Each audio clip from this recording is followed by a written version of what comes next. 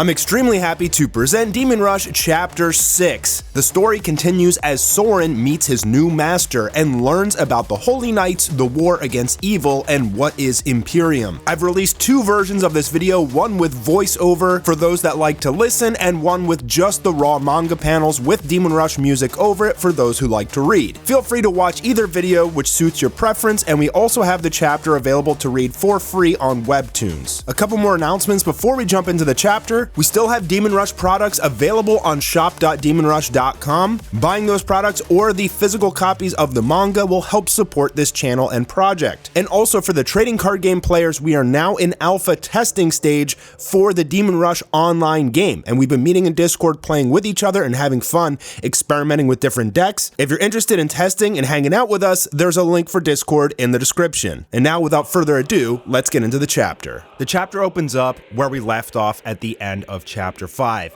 Michael had just been dragged into hell by Raziel, the fallen angel who has turned. Now Soren walks through the rubble with this new old man he met who vaporized a group of demons right before Soren's eyes, telling Soren, if you want to know the truth, follow me.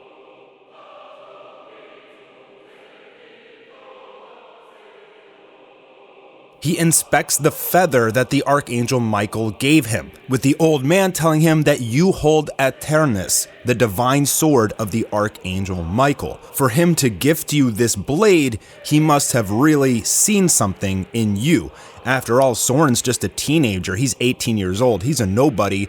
Why would the Archangel give it to him? He must have had some reason for giving Soren the divine blade, so the old man will train Soren. And Soren can't really wrap his head around what exactly is happening. Why was Soren chosen? It doesn't make any sense. And how is this feather a sword? Soren asks.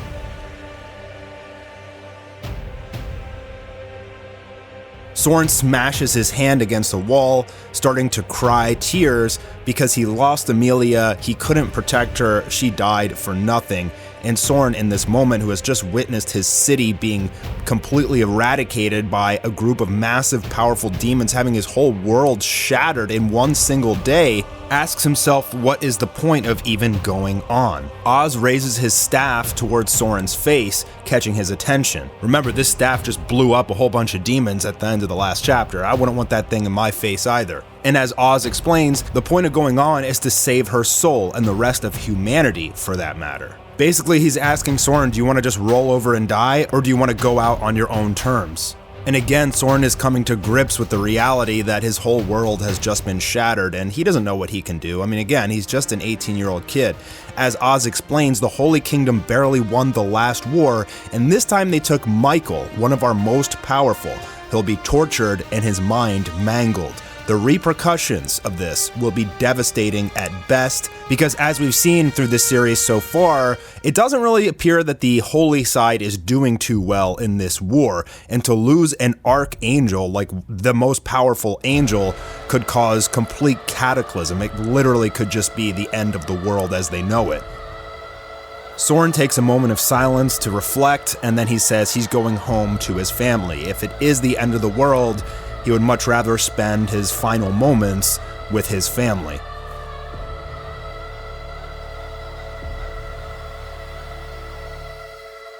Oz tells him that before he goes, there's something that he needs to show Soren. He claps his hands together and he starts to chant some words that Soren is very unfamiliar with, causing an array of energy and dust to swirl around Oz. Soren looks on in amazement. He's not really sure what's happening, and as Oz explains, all humans are bound by a natural-born limiter, preventing us from using Imperium. In order to activate Aternus, we'll need to break your limit. And you've heard this word Imperium dropped many times throughout the series. We're finally getting the information as to what exactly it is, as Soren's damage and scratches on his body all heal.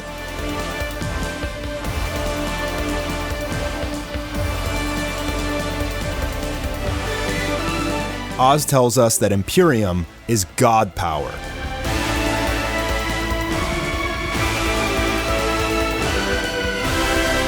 Soren looks on in amazement. What are you, some kind of wizard? And as he replies, "You can call me Oz. I'm one of the last remnants of the Holy Knights, and it is my duty to protect this realm from the clutches of evil." And as you may remember in Chapter 5, as Michael was being dragged into the portal to Hell, he said to Soren, "Seek out the Holy Knights. They will give you the answers you need." Oz goes on to explain that the Holy Knights are a group of warriors powerful in the arts of Imperium, who have battled Lucifer's armies for millennia. The last time we joined in arms was during the War of the Flaming Crowns over 2,000 years ago. We fought side by side with the angels, bathing in the glow of righteous combat. And the War of Flaming Crowns has been referenced several times. Basically, 2,000 years ago, there was a cataclysmic war where both sides pretty much wiped each other out. Lucifer prepared a legion on a scale nigh unfathomable by mortal eyes. It took 7 days of bloodied combat before the Hell Gate finally closed. The battlefield was ridden with bodies and weaponry used in the war. The Raphaelian artifacts, mystical weaponry, armor, and items passed down from the second archangel, Raphael. They were meant to turn the tide of the war in the favor of the Holy Kingdom, but sadly many of these armaments were converted into instruments of evil. There were scavengers who traded these relics throughout history. Oz shows his special staff that he's holding and says this one in particular was extremely difficult to acquire, the Staff of Amariel. The last Hellgate was roughly 2,000 years ago. Generations have passed, legends of that day and our teachings were lost over time and turned to myth. I assure you that many of the stories you've heard in life, or at least some variation of it, are true. The world is filled with mysterious objects, artifacts, and entities. The more you increase your Imperium limit, the more you will notice them. So Oz here is explaining that this staff he has is one of the special armaments from the war, and that there is hundreds of these scattered throughout the world. Some of Soren's opponents or allies may be wielding them as well. And in fact, Soren's sword, the Feather Eternus, closely resembles these artifacts. Soren asks, why wouldn't the angel give this to you? If you're this all-knowing holy knight, why is he giving it to me? And Oz isn't even sure. He says that question weighs on my mind as well. He doesn't know why Michael entrusted the sword to Soren of all people. Since that day, remnants of the demonic army have scattered throughout the world. Many of them hide in the shadows.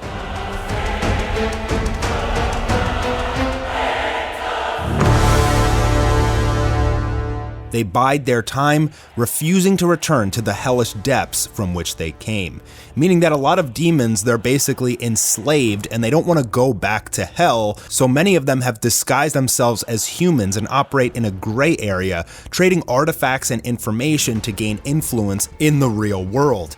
But Oz doesn't hunt them because they can be useful. Then there are members of the occult that can travel to hell at will. Powerful entities trained in the dark arts. If you ever encounter one of these, run.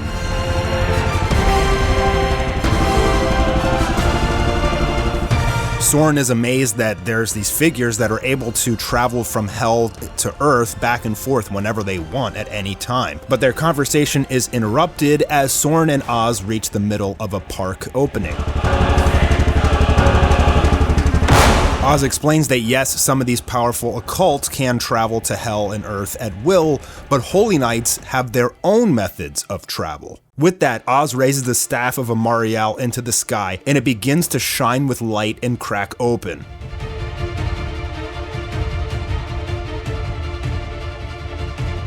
A lightning bolt thunders down and encapsulates both Soren and Oz. Soren's body becomes twisted and electrocuted as he's sucked into this thunderbolt up into the sky.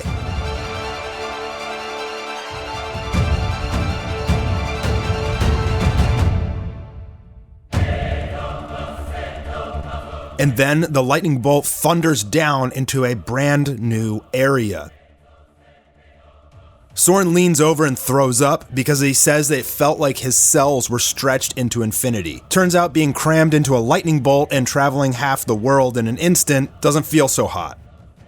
Oz seems relatively unaffected and he says that you'll build a tolerance to it.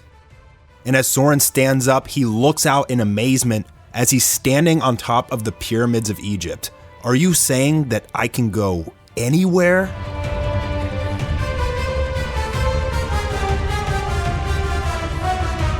Oz stares at him glazed over, saying, "No, I can." Oz explains that scientists to this day still ponder how the pyramids were made.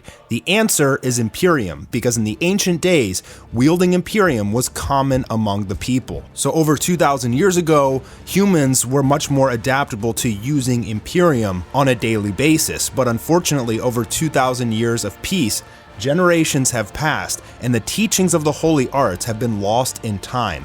Oz is one of the only remnants of that forgotten age.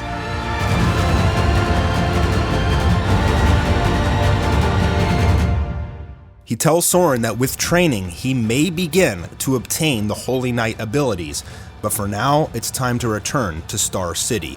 And with that, they zap into a lightning bolt again up into the sky, and now land in front of a church, which we will find out is the Church of Dominus. Soren puking once again because this type of travel he is not very accustomed to. Oz saying that this is his quarters, he will show Soren his library where Soren will begin his training. And Soren enters this unique looking church riddled with Gothic statues and glass. Oz pulls on a book from the bookshelf, and with that, a secret door under the altar begins to open. As the altar shifts, a hidden passageway is revealed.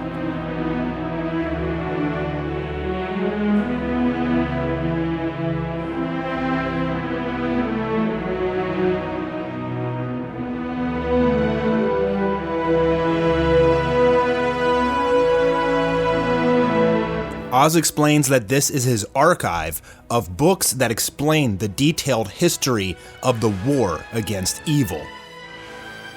Many of these books will teach you how to wield Imperium and cast spells, some more advanced than others. You'll start your training right here. Soren places his hand on the desk, begins to sweat. This is a lot to take in. And yes, it is. His entire world has been flipped upside down in a single day. And now he's being told to train for some war that's coming. Oz tells Soren to come back here to the Church of Dominus every evening and fill his mind with the knowledge of the texts that Oz has shown him, these ancient books. Oz will teach him and train him to raise his Imperium limit and to one day unlock Eternus. But for now, to go and check on his family.